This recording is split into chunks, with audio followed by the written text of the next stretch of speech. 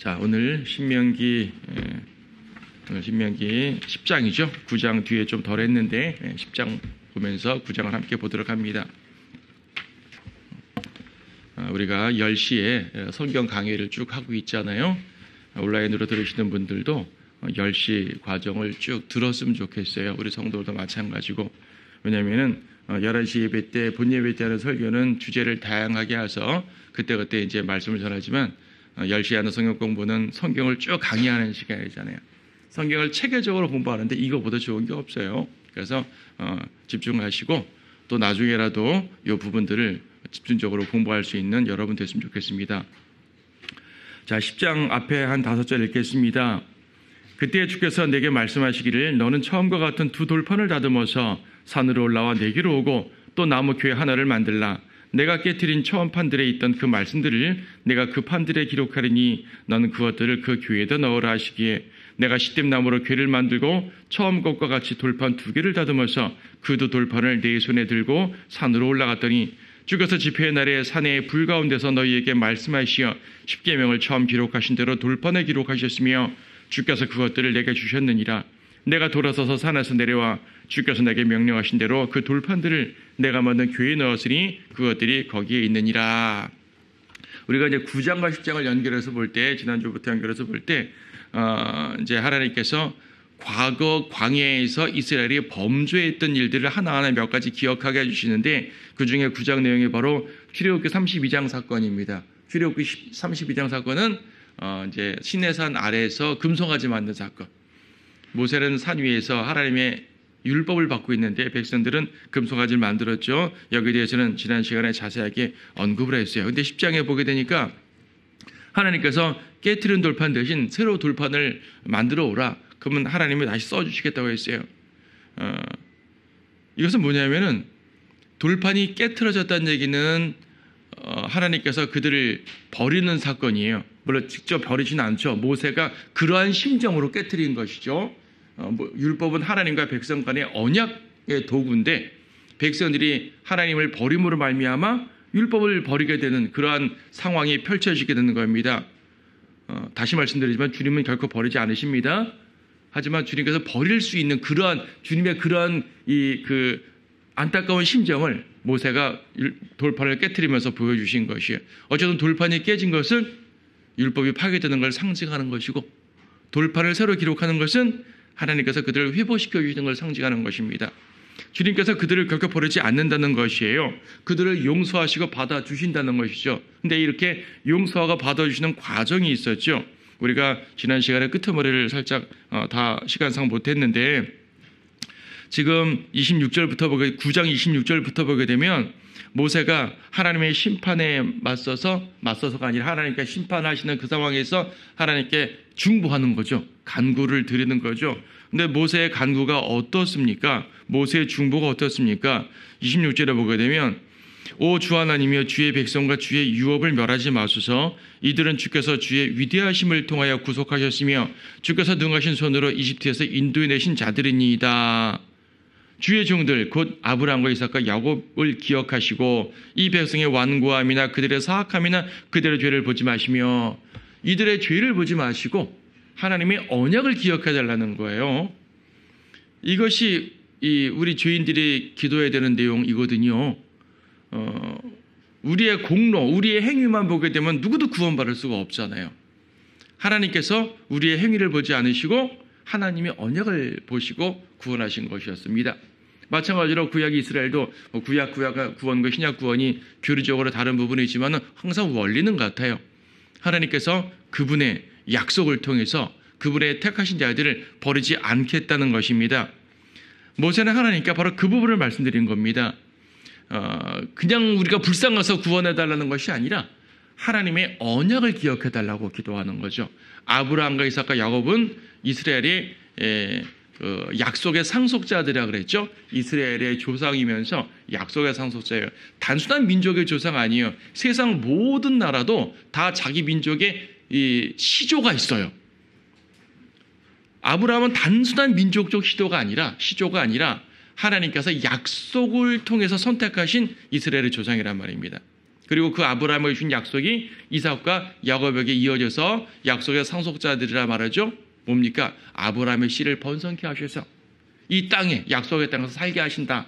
그것을 영원한 언약으로 그러고 창세기 12장, 13장, 14장, 15장, 17장, 20장 등등 창세기에서만 상당히 많은 부분을 이 언약을 강조하셨단 말입니다. 이렇게 강조하신 언약을 주님 버리시면 안 되잖아요. 그래서 이 약속을 기억해달라라고 말씀하시는 거예요. 출애굽기 상황에 보게 되면 하나님께서요, 이스라엘을 다 멸하시고 모세 너를 통해 시작하겠다라고까지 말씀하셨거든요. 이렇게 하면 하나님의 약속이 무너지지 않는 것처럼 보이죠. 어쨌든 모세도 아브라함의 후손이고 모세를 통해 새 백성이 형성되면 아브라함의 백성 되니까 말 될 수 있죠. 그렇죠? 근데 그렇지 않아요. 아브라함의 하나님이라고만 말하면 돼요. 말이 돼요. 그렇죠? 근데 아브라함이 야곱이잖아요. 야곱의 12지파잖아요. 모세 한 명만 갖고 다시 새로 시작한다면 나머지 11지파에 대한 약속은 어디 가는 거예요?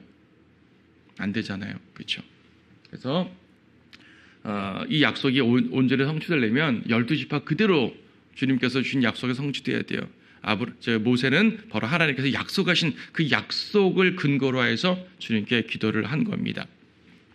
또 뭡니까? 28절에서 9장 28절에서 주께서 우리를 인도해 내신 그 땅의 백성에 말하기를 주는 그들에게 약속하신 땅으로 그들을 인도할 수 없었고 그가 그들을 미워하였기에 그는 광야에서 그들을 죽이려고 그들을 인도하여 내었다 하지 않게 하소서.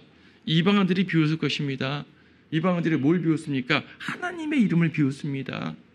하나님의 이름이 모독당하지 않기 위해서 이들을 구해 주십시오. 용서해 주십시오.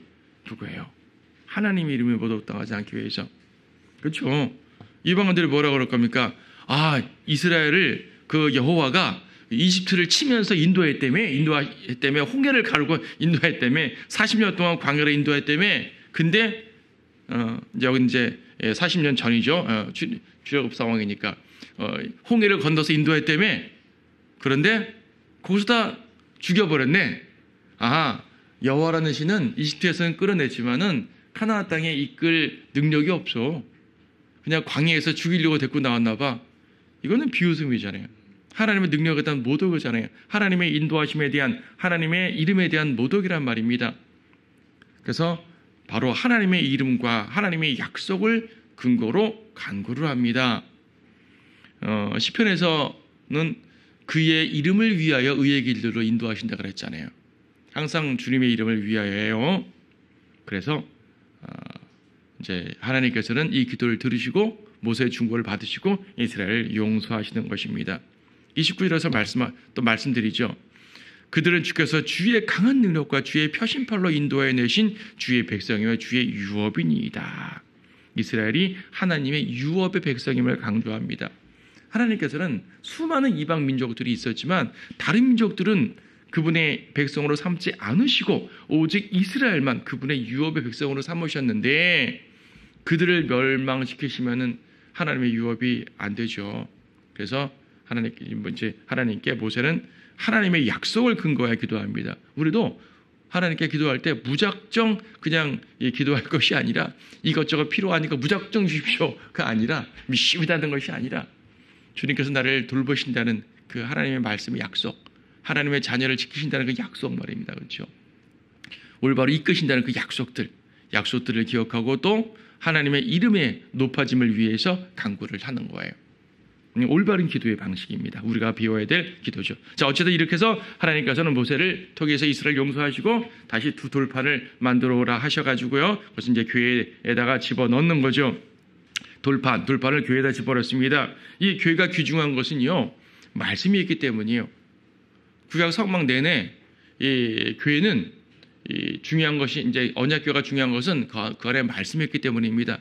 하나님께서 출애굽기 성막에서부터 임재하셨잖아요. 성막에 임재하셨잖아요. 짙은 구름 가운데 임재하셨잖아요. 임재하실 때 어디 임재하시냐면은 언약궤 쪽으로 임재하신 거예요.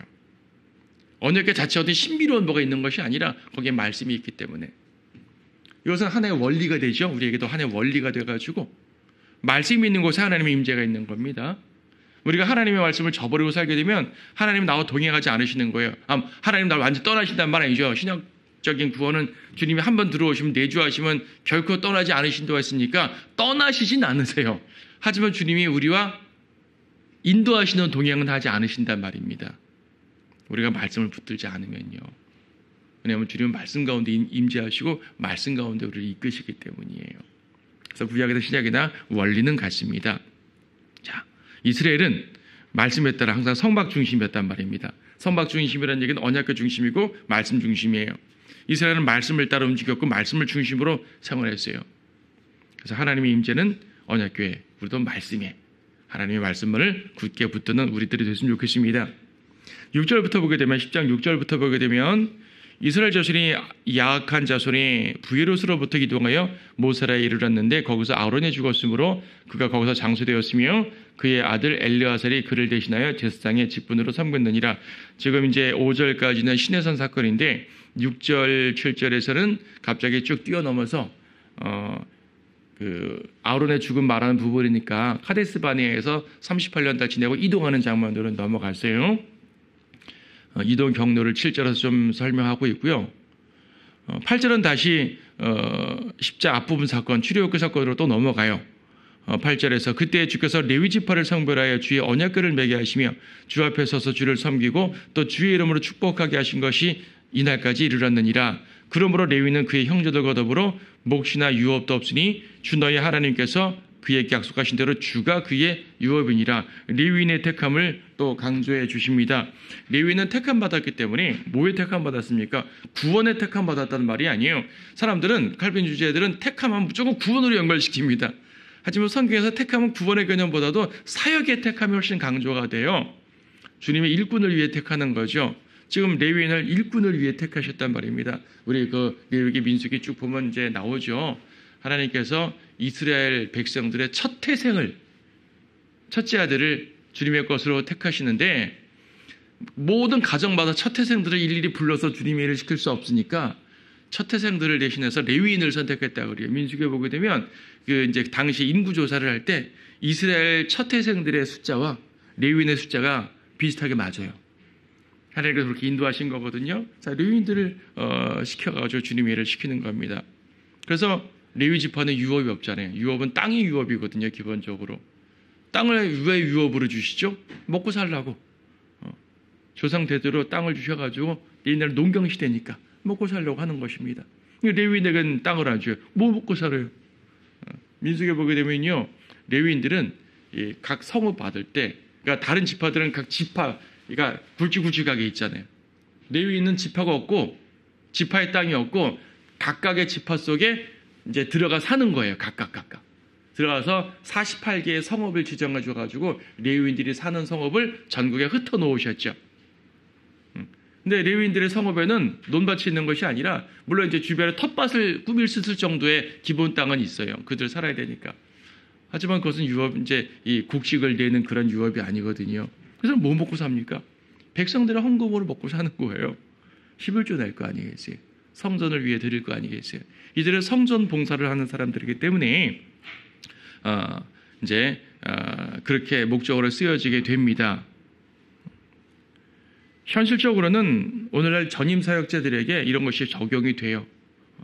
교리적으로 적용된다는 말이 아니라 현실적으로 적용되는 거죠. 왜냐하면 신약에서도 주님의 일을 하는 사람은 주님의 일로 먹고 산다고 말했기 때문에 그런 기본 원리가 있는 거예요. 하지만 교리적으로 오늘날 교회 이 목사라든지 교회 직원들이 레위인이라고 직접 교리적으로 말하면 안 되는 거죠.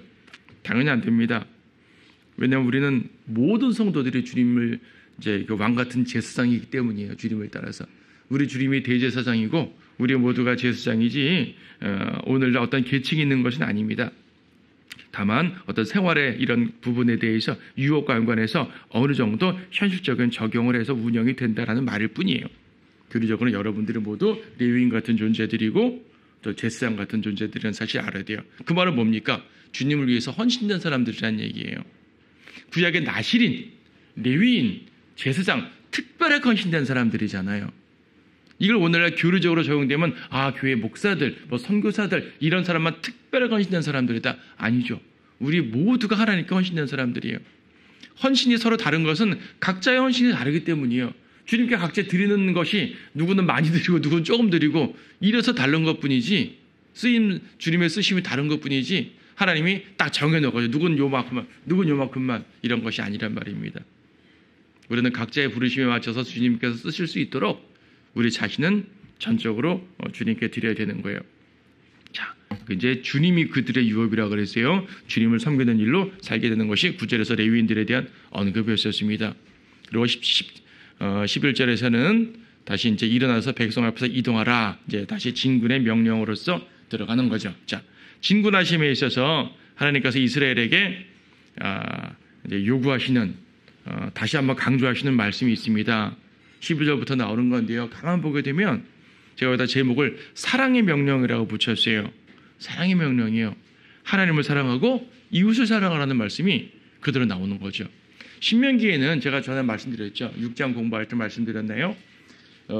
율법의 다른 책들, 레위기, 민수기, 그러니까 출애굽기, 레위기, 민수기 등에서는요, 하나님을 사랑하라라는 개념이 안 나와요. 두려워하고 섬기고 복종하는 개념만 나오죠. 출애굽기에서 딱 한 번 하나님을 사랑한다는 것을 나오긴 하는데 신명기에서는 하나님을 사랑한다는 개념의 이 구절들이 11번 나온단 말이에요. 그만큼 강조가 되는 거죠. 하나님도 사랑하고 이웃도 사랑해야 되는 것이 나옵니다. 새 땅에 들어갈 백성들의 마음 자세가 바로 그거예요. 어떤 명령이 주어졌습니까? 12절. 이제 이스라엘아, 주 너의 하나님께서 내게 무엇을 요구하시느냐? 오직 주 너의 하나님을 두려워하고 그분의 모든 길로 행하고 그분을 사랑하며 내 마음을 다하고 내 혼을 다하여 주 너의 하나님을 섬기며 내가 오늘 내 번영을 위하여 내게 명령하는 주의 계명들과 그분의 규례들을 지키는 것이 아니냐라고 말씀하십니다. 예, 하나님을 두려워하고요. 그분의 모든 길로 행하고요. 하나님을 사랑하고요. 그렇죠? 하나님을 섬기고요. 여기 보면은 마음을 다하고 혼을 다하여 하나님을 섬기라 그랬어요. 이것은 신명기 6장 5절에서 마음을 다하고 혼을 다하고 힘을 다하여 주 너의 하나님을 사랑하라는 말씀에 해당되는 부분이죠. 그러니까 섬긴다는 거지만 하나님을 사랑하는 거예요. 하나님을 사랑하는 것이 감정적인 사랑이 아니라 순종과 섬김으로 나타나는 것입니다. 우리도 하나님의 종이잖아요. 하나님의 아들이지만 동시에 종이잖아요. 그렇죠? 하나님의 아들, 자녀지만 동시에 종이에요. 우리가 하나님의 자녀로서, 하나님의 아들로서 주님과 동행하는 모습을 보인다면 하나님의 종으로서 주님의 일을 해야 되는 모습을 보이는 겁니다. 그렇죠? 일은 아들의 개념이 아니라 종의 개념이죠. 우리는 종으로서 주님의 일을 해야 돼요. 종이 주인을 사랑한다고 할 때 감정적인 사랑이 아니잖아요. 종이 주인에게 어떤 애틋한 그런 감정의 사랑을 느끼는 게 아니잖아요. 종이 주인을 사랑한다는 얘기는 복종하는 거예요. 순종하는 거예요. 일을 하는 거예요. 말씀을 지키는 거예요. 그렇죠? 그래서 이스라엘이 하나님을 사랑한다고 할 때 이런 부분이 되고 우리에게도 그런 원리로 적용이 됩니다. 순종과 섬김으로써 주님을 사랑해야 돼요. 근데 13절 보니까 주의 계명들과 규례들을 지키라고 하는 그 이유가 뭐였냐면 내 번영을 위하여예요. 앞에 9장, 10장에서도 몇 번, 8장, 9장에서도 몇 번 나왔었어요. 율법을 주신 목적은 너희가 그 땅에서 올바르게 영원히 번영하며 살도록 하기 위한 목적이라고 그랬어요. 율법을 지키며 사는 거니까. 율법을 주셨는데 율법을 어기면 당연히 그렇게 못 되는 거거든요. 율법을 어기면 그렇게 되지 못해요. 오히려 저주받고 멸망하고 심판받죠. 그런데요, 하나님이 율법을 주실 때 말입니다. 율법을 어길 것을 염두에 두고 율법을 주셨겠어요? 아니잖아요. 결과적으로 그들이 율법을 어긴 것이지 율법을 주실 때는 그들이 어길 것을 염두에 두고 주신 것이 아니라 그들에게 지킬 것을 염두에 두고 주신 겁니다. 이 율법을 지킨다는 전제에서 번성케 하신다는 것이죠. 복을 주신다는 것이죠. 그런 말씀들이 앞에 7장, 8장 몇 번 나왔잖아요. 자, 여기서도 비슷한 말씀입니다. 내게 내 번영을 위하여 명령하신 주의 계명이란 말입니다. 자, 영적으로 적용해도 어떻습니까? 하나님께서 우리에게 무엇인가를 명령하신다면요, 때로는 헌신되지 않은 성도들은 그 명령에 버거울 수가 있어요. 그렇죠? 왜 나한테 이런 명령을 시켜가지고 나를 힘들게 하고 번거롭게 하십니까? 헌신되지 않은 사람들은 명령에 버거울 수 있는데요. 그러면 안 돼요. 주님께서 우리에게 무엇인가를 요구하시고 명령하시는 것은 그것은 우리의 유익을 위한 것이에요. 율법을 주신 것이 이스라엘의 유익을 위한 것이었던 것처럼 우리에게 무엇인가를 명령하고 요구하고 지시하시는 것은 우리의 유익을 위한다는 사실을 아셔야 됩니다. 우리를 괴롭게 하시기 위한 거 아니에요. 우리를 힘들게 하기 위한 거 아닙니다. 우리를 고난에 쳐넣어가지고 그냥 힘들게 살다 죽게 하는 거 아닙니다. 주님의 거룩하고 선하신 목적이 우리에게 주어지는데 하나님 항상 성도들 위하셨습니다. 위해서, 성도들 위해서. 그래서 이 이스라엘이 하나님을 사랑해야 되는 이유가 뭐냐면 15절에서 뭐예요? 주께서는 어제 내 조상을 기뻐하시고 그들을 사랑하시어 그들의 시인 너희를 모든 백성 가운데서 택하신 것이 오늘과 같으니라. 하나님이 먼저 사랑하셨기 때문이에요. 요한일서에서 나오죠. 요한일서 4장 19절에 뭐라고 나와 있습니까? 우리가 주님을 사랑하는 것은 주님이 먼저 우리를 사랑하셨기 때문이라고 말씀하죠. 요한일서 4장 19절. 우리가 그분을 사랑하는 것은 그분께서 먼저 우리를 사랑하셨습니다. 그러니까 구약과 신약이 교리는 다른 게 많지만 원리는 같다니까요. 하나님이 먼저 사랑하신 거예요. 왜 원리가 구약과 신약이 같을까요? 같은 하나님이시잖아요. 하나님은 창세기부터 계시록까지 그분이 어떠한 분인 것을 우리에게 알려주시는데 동일해요. 히브리서 13장에서도 예수 그리스도는 어제나 오늘이나 영원토록 동일하다 그랬잖아요. 그분의 사역의 방법이 변하기도 하고 방식은 변할 수도 있고 교리가 좀 다르게 백성들을 다른 경륜으로 인도하시지만 그분 자신은 동일한 거예요. 그분이 사랑의 하나님이라는 건 동일하고요. 그분이 능력의 하나님이라는 건 동일하시고요. 그분이 영원하신 하나님이라는 건 동일하시고요. 그분이 그분의 백성을 향해서 그분의 전능하심을 사용하는 분이라는 사실은 동일합니다. 그래서 우리는 주님께서 먼저 우리를 사랑하셨기 때문에 우리도 주님 사랑해야 된다. 이스라엘에게도 같은 것을 요구하시는 것입니다. 하나님이 먼저 그 백성을, 그 민족을 사랑해서 선택하셨기 때문에 그들도 하나님을 사랑해야 되는 것입니다. 근데요, 거기 14절 보세요. 보라, 하늘과 하늘들의 하늘이 또 땅과 그 안에 있는 모든 것이 너희 하나님 주의 것이나. 쉽게 말해 온 우주의 주인이란 말이에요. 온 우주, 온 세상의 주인이십니다.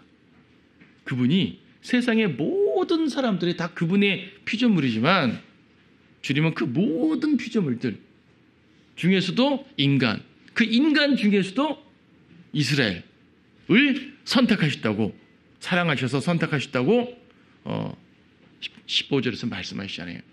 온 우주의 주인께서 사랑하신 백성이에요. 이스라엘이 그랬고 여러분이 그랬습니다.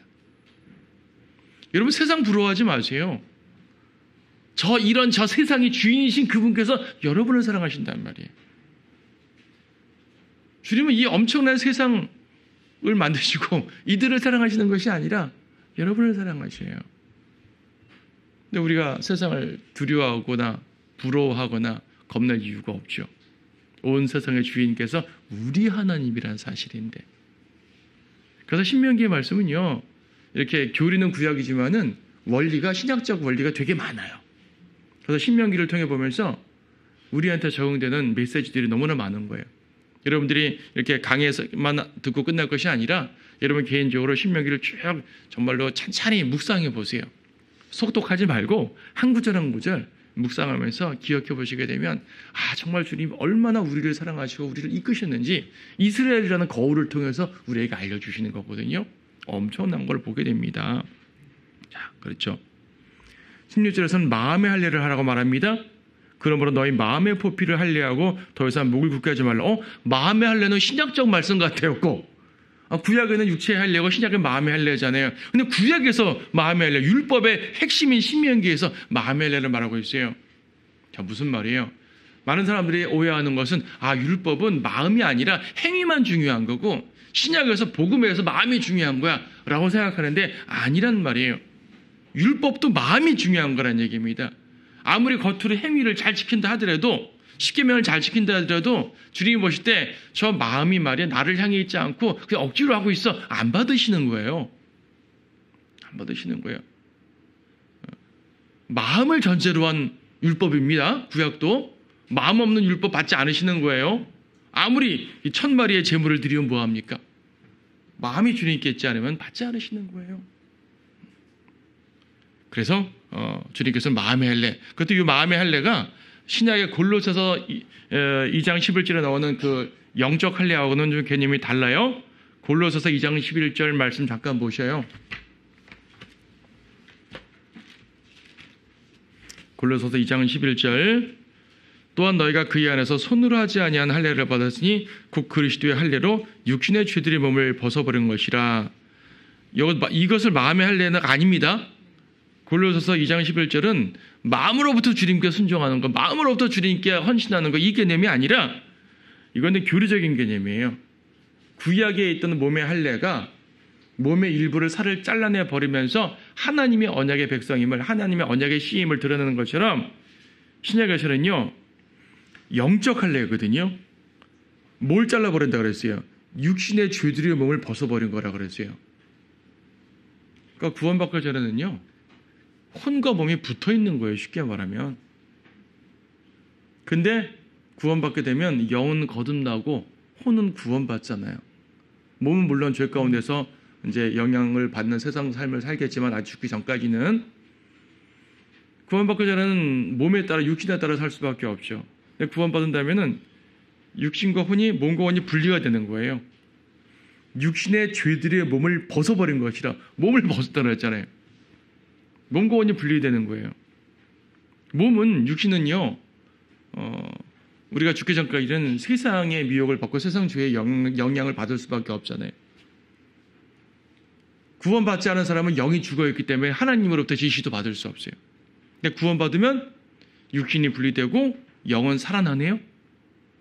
영이 살아나니까 하나님의 지시를 받을 수가 있죠. 이 혼이라는 나 자신이 말입니다. 육신의 말을 들을 수도 있고 영의 말을 들을 수도 있는 거예요. 전에는 영이 죽어있고 육신과 붙어있으니까 영의 말을 들을 수가 없어. 성령님의 말씀 들을 수가 없는 거예요. 구원받으면 혼과 몸이 갈라지면서 나는 물론 이 몸한테 같이 있긴 하지만 존재가 분리가 되는 거예요. 나는 육신의 말을 들을 수도 있고 영의 말을 들을 수도 있어요. 영을 통해 성령님의 말을 들을 수도 있다고요. 선택할 수가 있어요. 우리는 어떻게 해야 돼요? 성령님의 음성을 영을 통해서 귀 기울여야 되는 거죠. 주님과 신해야 되는 거예요. 하지만 때때로 우리는 자꾸 육신적이 돼서 육신의 말을 들으려고 해요. 하지만 관계는 끊어졌고요. 로마서 7장에서도 옛 남편을 벗었다 그랬어요. 옛 남편이 죽었다 그랬어요. 우리 육신이 죽었다 그런 거예요. 우리는 온전히 주님께만 다가갈 수 있는 이런 준비가 된 겁니다. 그래서 그렇게 요구하시는 것이고요. 그래서 골로새서 2장 11절에서 말하는 이 할례는 신앙적인 영적 할례는 마음의 할례라는 개념이 아닌 거예요. 그 개념이 아니라 우리의 거듭남 자체, 혼이 몸에서 분리되는 영적 수술을 말하는 교리적 설명입니다. 마음의 할례는 마음으로부터 주님께 순종하라는 자세를 말하는 거예요. 자세. 구약 이스라엘은 그런 자세를 요구했고요. 우리도 당연히 주님께 헌신하라는 그러한 자세를 요구합니다. 마음으로부터 하나님의 백성이 되는 거예요. 육신의 할례를 통해서 이스라엘 백성들은 아브라함의 언약의 백성이라는 그 이스라엘 백성이를 안으로 들어오는 겁니다. 하지만 하나님의 백성 안으로 물리적으로 들어오면 뭐예요? 마음이 하나님께 이끌리지 않으면 소용이 없죠. 마음으로부터 하나님의 백성이 되란 말이에요. 하나님께 온전하게 순종하는 거, 복종하는 거. 그래서 목을 굳게 하지 말란 말이 뭐죠? 목을 딱 뻗어서 굳게 하고. 목을 굳게 한다는 말은 뭐죠? 하나님의 말씀을, 명령을 듣지 않는다는 거예요. 소가 밭을 갈아야 되는데 딱 굳게 서가지고 안 움직여요. 농부의 말을 듣지 않는 거예요. 그럼 안 되잖아요. 하나님께서 지시하신 대로 가는 거고, 하나님께 고개를 숙여야 되는 것이고, 그렇죠? 성도들에게 고개를 숙여야 되는 것이고, 겸손함으로써 따라야 되는 것이고, 그런 것들을 말씀하고 계십니다. 17절부터는 이웃사랑에 대한 명령이거든요. 직접 이웃사랑이라는 말을 하진 않지만 내용을 보면 그래요. 이는 주 너의 하나님은 신들의 하나님이시며 주들의 주시며 위대하신 하나님이시며 능하시고 두려우신 분이시며 사람의 외모를 개의치 아니하시고 뇌물을 받지 아니하심이니. 자, 하나님의 위대하심을 말하죠. 여기서요, 신들의 하나님, 주들의 주, 위대하신 하나님, 능하시고 두려우신 분, 이 말씀 뭐예요? 하나님의 능력을 말하는 말이었어요. 그렇죠? 근데 사람의 외모를 개의치 않고 뇌물을 받지 않는다. 이 말은 뭡니까? 재판에 있어서 공정하신 분이란 말이거든요. 재판에 있어서 공정, 공의 이런 걸 말하는 겁니다. 그 전능과 공의로 뭘 하십니까? 이러한 하나님께서 뭘 하시냐면 전능하시고 공의로우신 하나님이 그 전능과 공의로 하시는 일은 18절 그는 아비 없는 자와 과부를 판단하시며 타국인을 사랑하시며 그에게 음식과 의복을 주시는도다.